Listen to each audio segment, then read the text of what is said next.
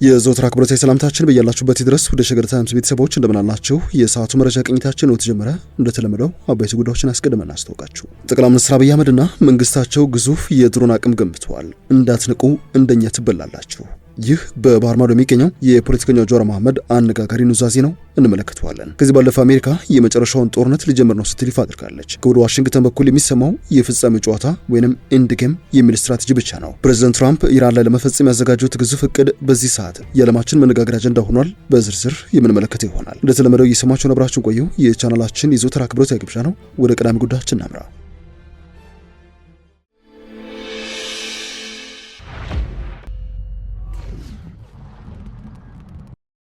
ዲፕሎማሲም ፖለቲካም ቋሚ ወዳጅም ሆነ ጥናት የለም የሚለው አባባል የተረት ያክል በብዙሃን ዘንድ የሚታወቅ አባባል ነው። በኢትዮጵያ ግን የኃይል አስተላለፍ መለዋወጥ በፍጥነቱ የሚስተካከለው የሚገኝለት አልመሰልም ተብሏል። የትላንት ወዳጅ የነበሩ ዛሬ ላይ ጠላቱን ይገኛሉ።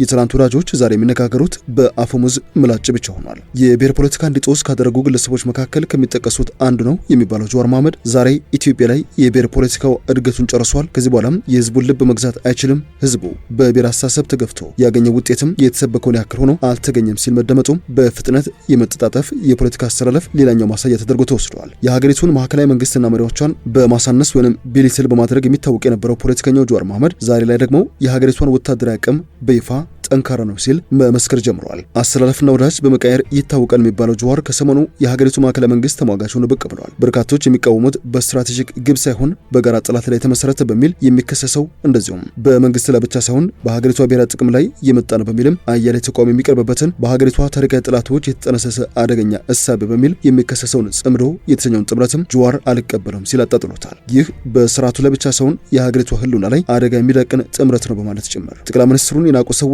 ተበልቷል የሚለው ጀዋር ኦነግ ህወሓትና ቡችሎ ሲል ያጣጥን ነበር ሲል የገለጸው ሻዕቢያም አደገኛ ምት በኢትዮጵያ መንግስት በኩል ደርሶበታል ሲልም ነው የተደመጠው። ከ2010 ዓ.ም በኋላ የኢትዮጵያን የለውጥ መንግስት የተቆጣጠረው ኃይል በአንዳንድ ግለሰቦች ሲናቅና ሲጣጣል ሰማል ያለው ጀዋር እኛም ጭምር ተመሳሳይ ሐሳብ ነበረን፣ ሆኖም ግን በስተመጨረሻም በካልቾ ተብለን ከኢትዮጵያ እንድንወጣ ተደርገናል ባይ ነው። የኢትዮጵያ መንግስት የሚመሩ ቁልፍ ሰዎች የጀርባ ታሪካቸው ውስብስብ በሆነው ወታደራዊና የደህንነት የስራ መስክ በኩል ያለፉ ናቸው ያለው ጀዋር እነዚህን ከፍተኛ አመራሮች መናቅ ዋጋ ያስከፍላል ባይ ነው። ለዚህ ደግሞ ያቀረበው ማሳያ ኦነግ ኦህዴድን ንቆ ነበር ተመቷል። ህወሓትም ተመሳሳይ ንቆ ነበረ ተመቷል። ኦህዴድን ቡችላ ሲል ሲጠራ የነበረው ሻዕቢያም በስተመጨረሻም የደረሰበት በትር ቀላል የሚባል አይደለም ባይ ነው። ፖለቲከኛው አክሎም ጠቅላይ ሚኒስትር አብይና መንግስታቸው ግዙፍ የድሮን አቅም በኢትዮጵያ መገንባታቸውን የገለጸ ሲሆን እንዳትንቋቸው እንደኛ ትበላላቸው ሲል አስጠንቀዋል። የኢትዮጵያ መንግስት ከፍተኛ የሆነ የአየር ኃይል አቅም መገንባቱን የመሰከረው ጀዋር በቴክኖሎጂ ዋርፌር ከባላንጣዎቹ ዓለም ከሚዋጉት ኃይሎች ጋር ፈጽሞ ሊነጻጸር የማይችል አቅም ነው የገነባ ብሏል። ለዚህ ያቀረበው ማሳያ ሐምሌ መጨረሻ በኢትዮጵያና በሱዳን ድንበር ሸረሪና በተባለ ጦር ግንባር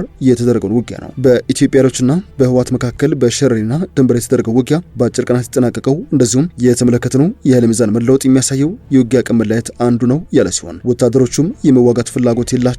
ምክንያቱ ደግሞ አንዴ ከተጀመረ መቆሚያ እንደሌለው በሚገባ ያውቁታልና ባይ ነው። ሌላኛው በህወሓት ታጣቂዎች በኩል ሽንፈቱን ተከትሎ የታየው የምርኮኛ ብዛት መሆኑን በመጠቆም የዚህ ምክንያት ደግሞ ህዝቡ ቀድሞ የነበረው የተዋጊነት መንፈሱና ፍላጎቱ በመቀነሱ ምክንያት ነው ሲል ማክለዋል። የህወሓቱ ሊቀመንበር ዶክተር ደብረጽዮን ገብረሚካኤልና ከፍተኛ አመራሮቻቸው በዚህ ሰዓት በሚሰጋው ጦርነት እናሸንፋለን የሚል እንደ ድሮ አይነት ግምገማ የላቸውም ያለው ጀዋር መሐመድ በግብጽና በሳውዲ አረቢያ በኩል ጦርነቱ እንዲቀጥል ሲደረግ የነበረው ሙከራ እየተቀዛቀዘ መጥቷል። ጦርነቱ እንዳይቀጥል የሚፈልገው የእነ አሜሪካ ቡድን ጫና ደግሞ እያየለ የመጣበት ሂደትን እየተመለከትን እንገኛለን ሲል መስክረዋል። በሰሜን ኢትዮጵያ ሊቀሰቀስ የሚችል ጦርነት ከዚህ በኋላ ወደ ቀጠናው ሊሸጋገር እንደሚችል የኢትዮጵያን የኢኮኖሚም ሆነ የማህበረሰብ ትስስር ላይመለስ ሊበጣጠስ እንደሚችል ያስጠነቀቀው ጀዋር የሰሜን ኢትዮጵያ ጦርነት ሊሸከም የሚችልበት አቅም የለውም ሲል ነው በይፋ የተደመጠው። የኤርትራና የግብጽ መንግስታት እጅ ያለበት የሚባለውና የኢትዮጵያን ህወሓትና ፋኖ እንደዚሁም የኦሮሞ ነጻነት ሰራዊት ወይም ኦነግ ሸኔን አጣምሯል የተባለው ጽምዶ የተሰኘው ጥምረት በዚህ ሰዓት አደጋ ሊደቅን የሚችለው በኢትዮጵያ መንግስት ላይ ብቻ ሳይሆን እንደ ሀገር በኢትዮጵያና በህዝቧ ላይም ጭምር ነው ሲል ነው የተናገረው። የኢትዮጵያን መንግስት ለማስወገድ ብዬ እኔ በበኩሌ ኢትዮጵያን እንደ ሀገር አደጋ ውስጥ ሊያስገባ የሚችል ጥምረት ከመመስረት እታቀባለሁ ያለ ጀዋር ጽምዶ የተሰኘው ጥምረት ምናልባትም መንግስት ከመገልበጥ በላይ አደገኛ መዘዝ ይዞ ሊመጣ እንደሚችል ነው የተናገረው። ከዚህ ቀደም ብሎ ግን በኢትዮጵያ መንግስትና ጽምዶ በሚል ጥምረት በመሰረቱት ኃይሎች መካከል እጅግ መጠነ ሰፊ የሆነ የቴክኖሎጂ እንደዚሁም የወታደራዊ አቅም ልዩነት እንዳለ፣ ልዩነቱ ደግሞ ለኢትዮጵያ መንግስት ሊያመዝን እንደሚችል ከሰሞኑ ባደረገው ቃለ ምልልስ የሰጠው ትንታኔ ያሳያል። የዕለቱ የመረጃ ቅኝታችን እንደቀጠለ ይገኛል። ለ6 ወራት የዘለቀው የአሜሪካና የኢራን ጦርነት ሌላ መልክ ሊይዝ ጫፍ ደርሷል። አሜሪካኖቹ ኦፕሬሽን ዲዳይ የሚለውን ቃል ከ84 ዓመታት በኋላ እንደገና መዝውታል። በበርካታ ዓለም አቀፍ መገናኛ ብዙሃን የፊት ገጽ ላይ እየተሰራጨ የሚገኘው ዘገባ አሜሪካ በኢራን ላይ የምታደርገውን ጦርነት የመጨረሻ ኦፕሬሽን ልትጀምር ጫፍ ደርሳለች የሚል ነው። ከወደ ዋሽንግተን በኩል የሚሰማው የፍጻሜ ጨዋታ ወይንም ኢንድ ጌም የሚል ስትራቴጂ ነው ተብሏል። የነጩ ቤተ መንግስት ሰዎች በሚሳይልና የጦር ጀት ያጋመሱት ጦርነት የኢራንን ወታደራዊ አቅም በከፍተኛ ደረጃ እንዳዳከመ ቢገለጽም ይህ ግን በአያቶላ የሚመራውን የኢራን አቅም ለማዳከም በቂ ሆኖ የተገኘ አልመሰለም። እርሱም አሜሪካ ያላትን ሁሉ አቅም አሟጣ የምታሳልፈው ውሳኔ ወይንም አን ኦል አውት ኤፈርት ነው ሲሉ ለፋይናንሻል ታይምስ ሀሳባቸውን የገለጹ የፖለቲካ ተንታኞች ተናግረዋል። በሁለተኛው ዓለም ጦርነት የተባበሩት የአውሮፓ ኃይሎች ወይንም አላይድ ፎርስ በናዚ ሰራዊት ላይ የጀመሩት መጠነ ሰፊ ወታደራዊ ማጥቃት ኦፕሬሽን ኦቨርሎድ ሲሉ ነበረ ሰይሞት የነበረው። ጥቃቱ የተጀመረበት ዕለት ደግሞ ዲዳይ የሚል የኮድ ስም ነበረው። አሜሪካ ከ80 ዓመታት በፊት የነበረውን የጦርነት ስትራቴጂ በመዋሰም ከኢራን ጋር እየተካሄደ የሚገኝ ያለው የ6 ወራት ጦርነቱን ወደ ሌላ ምዕራፍ ለማሸጋገር ዛሬ ኢኮኖሚክ ዲዳይ የተሰኘውን ዘመቻ ጀምረዋለች። ይህ ዘመቻ ዋነኛ ዓላማው ዋሽንግተን ደመኛ ጠላት ያለቻትን ኢራን የትኛውንም የገንዘብ አቅርቦቷንና ምንጯን ሙሉ በሙሉ ማቋረጥ አሊያም መዝጋት ነው ተብሏል። አሜሪካ የኢራንን የንግድ አጋሮች ኢላማ ያደረጉ የኢኮኖሚ ማዕቀቦች ዛሬ ለመጣል ስትዘጋጅ እስካሁን ከተደረጉት ሁሉ እጅግ ከፍተኛው የፋይናንስ ጥቃት ብላ በጠራችው እርምጃ ኢራንን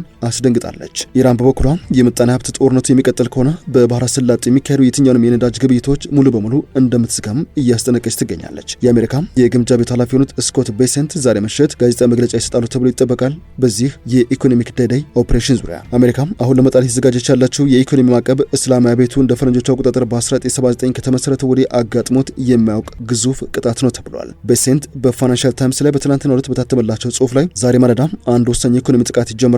ይህ ደግሞ በአንድ ተቀናቃይ ላይ እስካሁን ከተሰነዘሩት ሁሉ እጅግ የከፋው የፋይናንስ ጥቃት ነው ብሎታል። አሜሪካና ኢራን ለሳምንት የተኩስ ልውውጥ ያላደረጉ ቢሆንም ለ6 ወራት የዘለቀውን ጦርነት የሚያስቆም ተጨባጭ የሆነ ንግግር ግን በመካከላቸው አልነበረም። በትላንትና እሁድ የኢራን የደህንነት ኃላፊ አዲሱን የአሜሪካ ኢኮኖሚ ማዕቀብ የሚደግፉ ሀገራት በእስላማዊቷ ሪፐብሊክ ኢራን ላይ ጦርነት እንዳወጁ እንቆጥሯለን ሲሉ ዝተዋል። የደህንነት ኃላፊው ሞሐሰን ራዚ በኤክስ ገጻቸው ላይ ባስተላለፉት መልእክት ትራምፕ እርምጃ መውሰድ ከፈለጉ ተመጣጣኝ ምላሽ እንሰጣለን ባይ ናቸው። ኢራን በፐርዢያ ባህረ ሰላጤ የሚንቀሳቀሱ ነዳጅ ጫኝ መርከቦች ላይ ኢላማ እንደምታደርግም ነው ይዛቱት። የአሜሪካው የግምጃ ቤት ቢሮ ኃላፊ ቤሴንት ግን በፋይናንሻል ታይምስ ላይ በወጣው ጽሑፋቸው ላይ ዝርዝር እርምጃዎችን ሳይሰጡ በኢራን የኢኮኖሚና የፋይናንስ ስርዓት ላይ በመሳተፍ የሚያባብሉ ያሏቸውን ፈሪ ሀገራት ሲሉ የጠቀሷቸውንም አሜሪካ ኢላማ እንደምታደርጋቸው አስታውቋል። ይህን ለማስቀጠል የሚያስከትለውን ውጤት ቢያጤኑት መልካም ይሆናል ሲሉም በፋይናንሻል ታይምስ ላይ ባሰፈሩት ጽሑፍ አጋርተዋል። ለዚህ መጠነ ሰፊ የአሜሪካ የኢኮኖሚ ጦርነት ዝግጁ አይደለችም የምትባለው ኢራን በበኩሏ በሰጠችው ምላሽ ከአሜሪካ ሊሰነዘርባት ለሚችል የኢኮኖሚ ማዕቀፍ ያጸፋ ምላሽ እንደምትሰጥ ዝታለች። የኢራን ከፍተኛ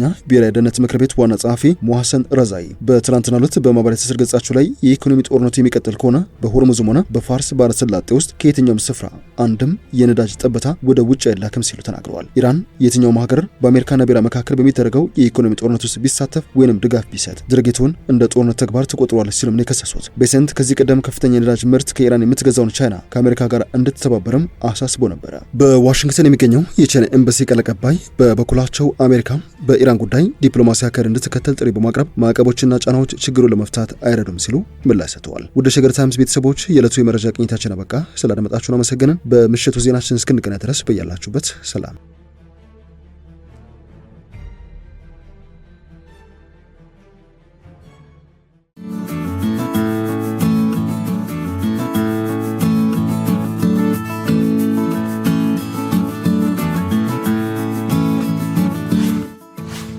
ሸገር ታይምስ ሚዲያን ሰብስክራይብ በማድረግና ደወሉን በመጫን ይከተሉን።